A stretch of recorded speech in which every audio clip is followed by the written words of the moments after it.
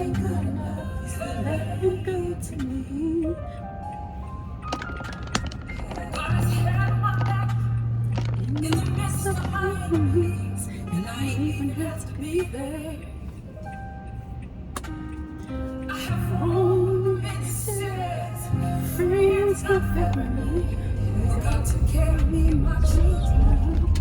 I'm so connected to this air I breathe, the oceans and the seas, the mountains, the skies, and the trees. I'm gonna get everything that belongs to me. Just like been so good to me. His love for us, and it runs deep, deep in my soul. I've seen enemies become footstools, but because I love him, I don't give him another chance. Got a seat at the table, come on, Jesus. Hey, city's been so good, just ain't good enough. So been good to me, been good to me. I call on you for the souls that I lost. Hey, because somebody represented you in the wrong way. I call on you for the souls that were lost. Somehow watch your mama run from pillar to post. Call on your souls that were lost. 'Cause Papa was a rolling stone from bed to bed. I call on your Lord for the souls that were lost. Somebody could be contemplating suicide. Don't die.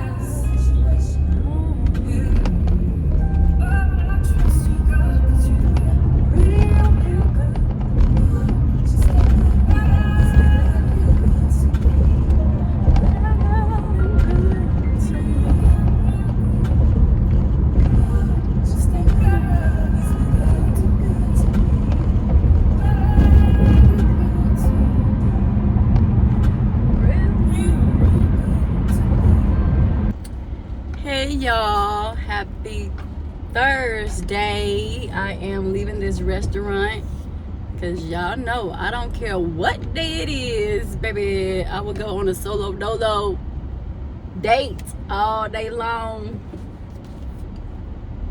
no matter what day of the week. But yes, I'm actually leaving this restaurant. I have to do a U-turn thingy thing, but it's a restaurant right here. I don't know if y'all can get the name, if I can see it. Right here, Escalante's. I'm leaving there. It's a Spanish restaurant, y'all. I don't know what be wrong with me. I be watching stuff, y'all, and I be like, oh yeah, that look good. Let me go. Let me go to a restaurant that I know may have something like that. So I don't know what was I watching. They were eating freaking enchiladas, and I was like, oh y'all, I was watching this doggone clip on YouTube with LaToya Jackson and Jermaine Jackson. And she had all of these pans full of freaking enchiladas, and I'm like, gosh dang, them look good. So yeah, I found a restaurant to give me enchiladas. And the way I just murked them enchiladas don't make no sense. Like, I be feeling like such a big bag sometimes, but I'm not gonna speak that on myself. I'm not a big pack, and I'm not gonna get a big pack, okay? But yeah, they were so delicious, and I'm like, But yeah, so that restaurant is called Escalante's. I don't know how many locations they have here in Houston, but if you can find one, find one. I can't tell you which location I'm at, because y'all be tripping in the world. But anyways, so yeah, tomorrow is May, you guys, May 1st. I love the month of May. So many people that I love, their birthdays are in May, so I get very excited when this month comes around. And then Mother's Day is in May. I have a baby shower to attend in May. So it's a lot going on in May. It's just an exciting freaking month, and I'm just so super excited and joyful for the month, the upcoming month starting tomorrow. But yes, y'all, so I'm leaving the restaurant. I'm heading to my parents' house because some of my packages I'll be having to send there because I'm still a little eerie about packages being delivered to my personal house. So I'm like, I don't know how people really operate if they have sticky fingers and stuff. I mean, my neighbors across the street from me, they definitely be looking out. Like, he'll come and ask me, did you get your package? And I'm like, yeah, I got it. But yeah, they don't really be my packages. It's my other neighbor who lives behind me, because our addresses are the same. They always deliver her packages to my house. So if I do get a package ever at my house, which I've only received one package, well, two for the entire time that I've been there, and I've been there for months, almost a year at this point. So yeah, I've only received 2 personal packages of mine at my address, but the other ones have been directly for my neighbor behind me. So I just always take their packages over to them. But yeah, so my neighbor that lives in front of me, he definitely be like, did you get those packages that were delivered? I'm like, yeah. And so after he didn't ask me that, I'm like, maybe I should not get my packages delivered. So it's a little inconvenience for me to travel to my parents' house, but thankfully they're not too far, so I'm not mad at that. It's not too bad, to be honest. And then the restaurant that I'm coming from is heading right in their direction, so it all worked out perfectly fine for me. So I'm heading over there now to get my little packages. My mom said she ordered me something, like some energy saver things, I don't know, but like electricity, to reduce my electricity bill, because these people, they just be highway robbery for real. So she searched something or asked somebody at her job about it, and they gave her some information on what I can do, and they told her some things to order to help me reduce that bill. And so she ordered them for me. My sweet mommy. We butt heads sometimes. Ain't nothing perfect over here. Everybody be thinking I have this perfect life. Ain't nothing perfect over here. We definitely bump heads. We're 2 peas in a pod to an extent, but same with my daddy. Like, I am legit perfect combination of him. I'm half my daddy, half my mama, and that causes all of us to bump heads sometimes. But it's all love at the end of the day. Like, I love them so much. I love my parents so much, y'all. I was crying because my daddy caught a cold recently. I was just crying, like literally in tears, waking up out of my sleep crying, because I don't like seeing my parents sick, and I be feeling so helpless, even if they are getting on my nerves. Like, nobody want to see their parents sick. Yeah, caught himself driving to Galveston to go to a car show with some of his buds, and to want to have the car top off, the car of a classic. One of his homeboys was driving some type of classic car. They want to have the drop top, and the drop top got him a cough. And so yeah, I'm like, oh no, but he wasn't feeling well, and so I was just crying because it's like, I can't do anything but pray. I wish I could help my babies. But you know, he said he's getting better. I've been calling in, checking on him, and it's a good thing that I am having to go to their house to pick up my package. He probably don't even be there. That man don't know how to sit still. That's the other thing, child. He don't care if he got a cold. He don't care if he got whatever. He just still gonna find a way to work. Like, sit down somewhere, rest, give yourself a break. But he don't like the word rest. He always say resting is for the dead. While I'm alive, I shall work. I shall work. But yeah, so he definitely abides by the Bible on that, for sure. He go overboard a little bit, but he do abide by it. But yeah, so I'm heading over there to get my little package. Then I'm heading home. But I really just came on here to say, like, man, I am just truly grateful for God, and I'm so extremely grateful of the woman that he has created me to be, a woman that's full of integrity, character, loyalty, trustworthiness, you know, and just all the things that represent him. You know, I often reflect on my life, and I'm like, what do I want to leave behind? And the ultimate answer is, I want to leave behind a memory of impact on everyone that has come across my path, or who gives me an opportunity to fully be myself, wholly, fully in my entirety of who God has created me to be. And I always say this because I'm still a woman developing, okay, to become who Christ has fully called me to be. I still have my flaws. I will always have flaws, you know, but we want to work and improve on old flaws. We shouldn't have the same flaws 20 years down the line. And so my flaws are always going to be new flaws, and I'm okay with that. That's to be expected. But I don't want to repeat the same thing. So when like I said, when I look back at my life, I just want people to see the God in me and to experience the God in me, within me, and to be able to say that I was a light to the world, and I brought comfort and sacredness to everyone who surrounded me. You know, everyone, like I said, who was able to be in my presence. I just want them to have that memory. Yeah, you're welcome. I just want them to have that memory of me. All right now, yeah, see, I'm nice and I'm kind and I'm godly, but I'm not about to let all 6 of y'all out. Y'all gotta be crazy. I want to get home too. And I'm already making the stop before I get home. but I'm sorry, y'all. Okay, I'm back. Yeah, because I'm like, it's 6 cars lined up, and because I let this one car go, they all started trying to inch into the lane. I'm like, hold on, that. We're kind. We ain't crazy. Don't overdo it. But anyways, yeah. So I just want to leave my light on the world, and it's the light that God gave me, and I want people to make sure that, you know, I want people to say that I gave God all the glory when it was all said and done. And I just want to be able to enter his gates and for him to welcome me and say, job well done, thy good and faithful servant. You know, so that's all I feel like I have been placed here to do, and that's all I want to do and accomplish. And so in that, you know, I'm just so thankful. I'm just so grateful that I'm still growing. I kind of had like a headache all week because of some decisions I had to make. And again, that improvement and growing as a woman of God, I had to make a very hard decision to invite somebody to my church. And I had to call somebody that I consider like a church council member for me, right? That councilship.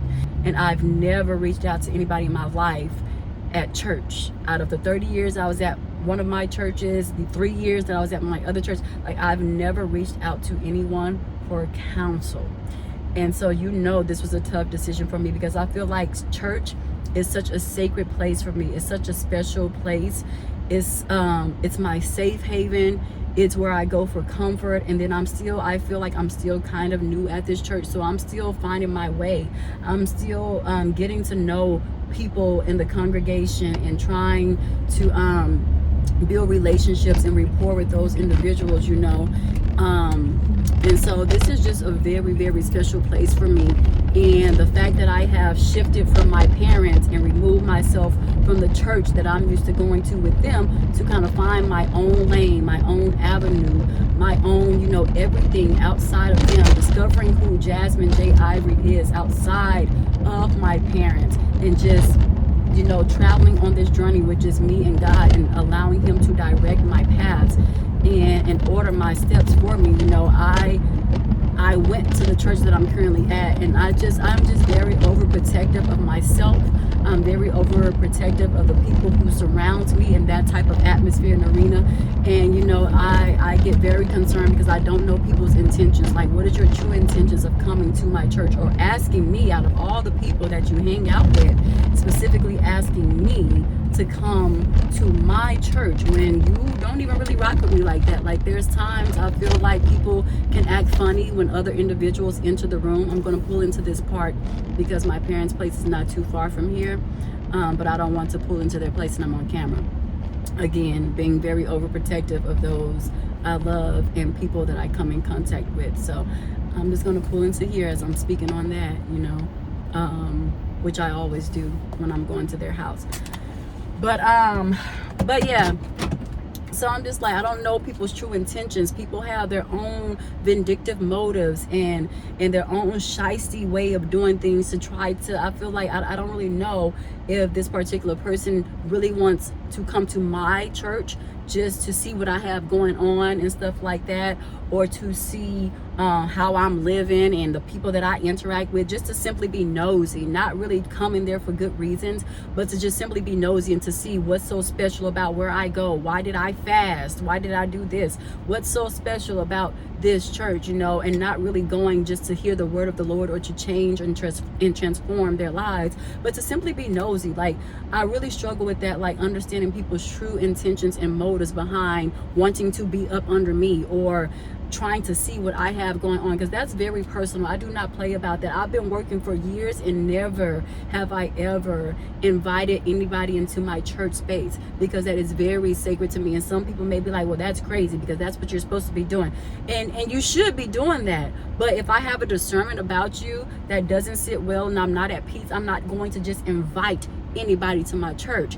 And so it was definitely a battle and a tug of war of flesh and righteousness, doing what's right in spite of what my flesh is telling me to do, which was to not invite the person at all. So I definitely had to reach out to counsel, and I really hope this person is genuinely coming because they want to change their lives and not to try to disrupt what I have going on or put a dagger and dart in what I have going on, because at the end of the day, God don't play about any of his children, and I know for sure he don't play about me. So whatever their intentions and motives are, whether it's to be nosy, whether it's to be messy, to go back and tell their friends at the work environment or whatever, oh yeah, this and that, whether they talk down about the church or uplift the church, you know, they're gonna have to deal with God on that. And that's what my counsel told me. You know, she was just like, they're going to have to deal with God despite how you feel and stuff like that. Yeah, you feel that way, and I'm completely with you, because she was like, I am all about loyalty, I am all about trust, I am all about all of these things that you are also about. So I understand where you're coming from 1,000%.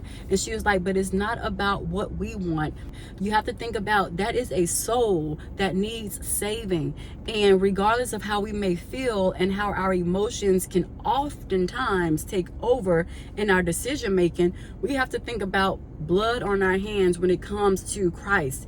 Because if you answer to Christ, when you get up there and if he denies you, he's going to tell you why. And you don't want this little minuscule thing to be the reason why he doesn't tell you job well done. So invite her, and her intentions will quickly be revealed as to why she's there.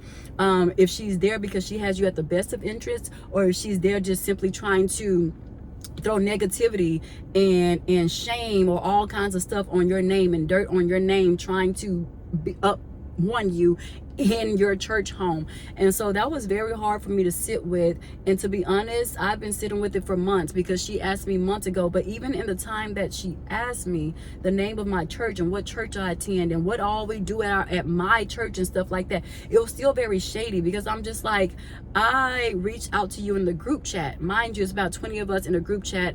It's a whole type of thing, a specific group chat that we're in, and she didn't respond to what I said. And then I wrote her separately in a separate individual chat, a conversation between me and her, and she didn't respond. So you couldn't respond to me because you're saying that you're in a sad state of your life, but at the same time, your best friend, who also goes to church, she goes to a church, so why didn't you attend her church? Somebody who you are truly loyal to, somebody who you don't act a certain way with when other people walk into the room the way that you do me. You know, you don't change or swindle your aura or your personality when this person is in the room, but when I'm in that room with the same person, you switch on me. So why didn't you ask that person to go to her church? You also hang out with another being who goes to a church, who also fasted at their church. Why do you want to come to mine? What's your true intention of just having to come to my church? And you didn't even respond to any of my messages. So that's embarrassing. I don't rock with that. Like, that's completely humiliating. You don't rock with me like that, for real. Only on occasions, like I said, when that particular being is not present, are you your full self with me, and I can feel like I can be my full self with you and whoever else, as long as that said individual is not there. That's crazy to me. I am loyal through and through. I'm not going to act a certain way because, one, that lets me know, or it makes me feel. I could be wrong, but my discernment is highly strong. I'm never going to discredit my discernment. I'm going to keep it a buck. I know that there's a high possibility that you must allow this person to talk about me in your presence. Therefore, when she comes around, you have to act a certain way to appease her because you know the conversation is being had behind my back. But you want to come to my church. Why not hers? Because that's who you tend to. That's whose feelings and emotions you care about. That's where your loyalty lies. So what is your true motive and intention of coming to my church? Did you really want the name of my church for you to come, or just for you to be able to spread it amongst your group of peers that you hang out with? And time to time you may invite me, but more often than not, y'all don't invite me for real. Y'all mess with me on certain things that you feel like more people are going to be involved in, but when it comes particularly to just y'all's little tiny group, y'all don't invite me everywhere. Y'all have a whole separate group chat. So why, again, I ask, do you want to come to my church versus theirs? It just seems a little off to me. And so I was really struggling with that for months. When she asked me months ago, I didn't respond. I didn't. I'm like, no. And then, like I said, because at the time that you asked me, you didn't even respond to any of my stuff. And then you come into my face like it's a slap in my face. Like you think I'm this weak person who's just going to always be kind and not let you know that I'm very much aware of what you did. And you tried to make me look a certain way in a certain light. And I don't appreciate that. Because I don't do fakeness. I don't do fakeness. And I'm going to let you know that I'm aware of your fakeness. But all in the same breath, you ignored my messages, didn't respond, but your friend, who you act funny in front of, posted a picture of you and her at Pilates, but you didn't ask her to go to her church, you asked me to go to mine.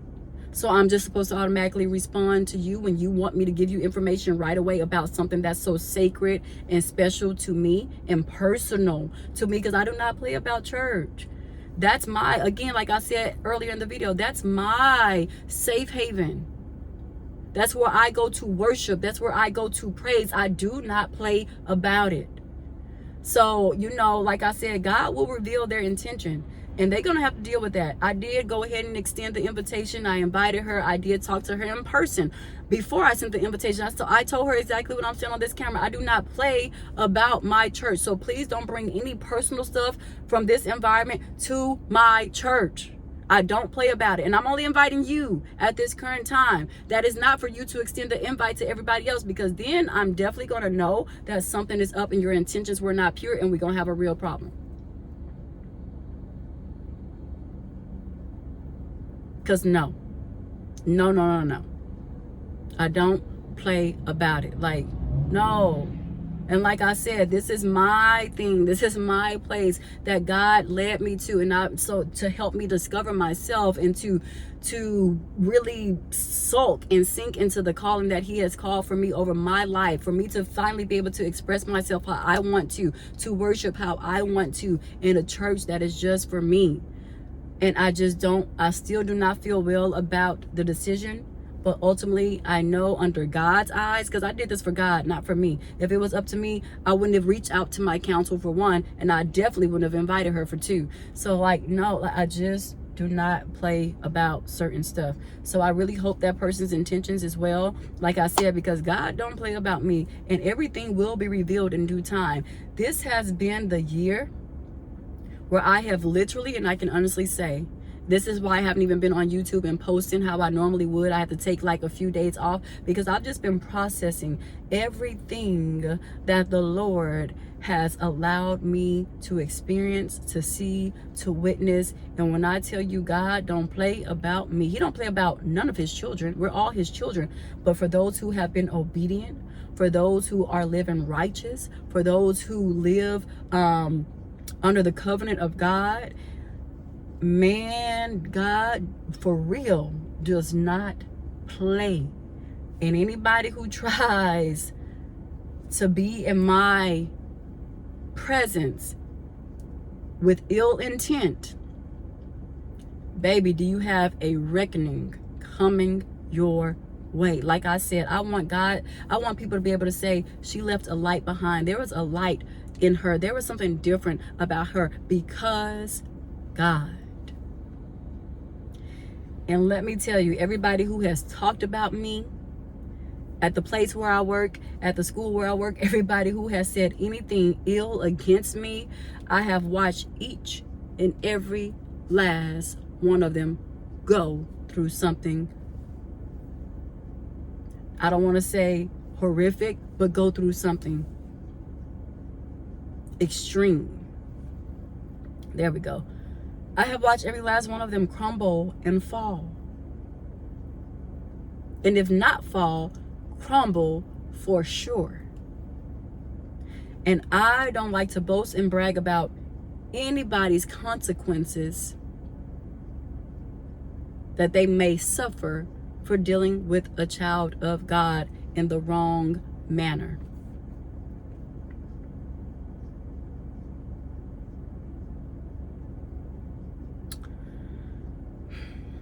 I mean, I have watched it right in front of my face.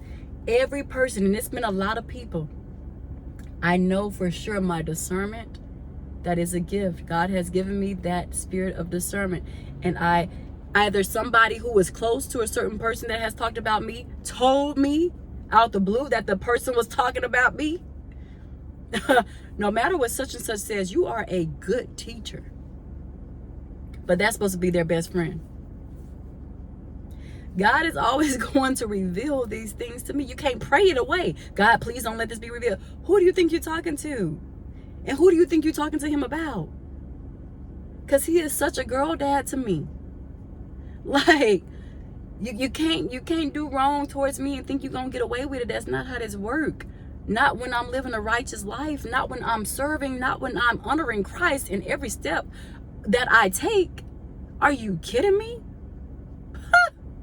And you can think you're getting away with everything. You can think you're getting away with it. But just because it is not hitting you right now, don't mean it's not eventually going to come around and bite you in the behind. Because, honey, it will.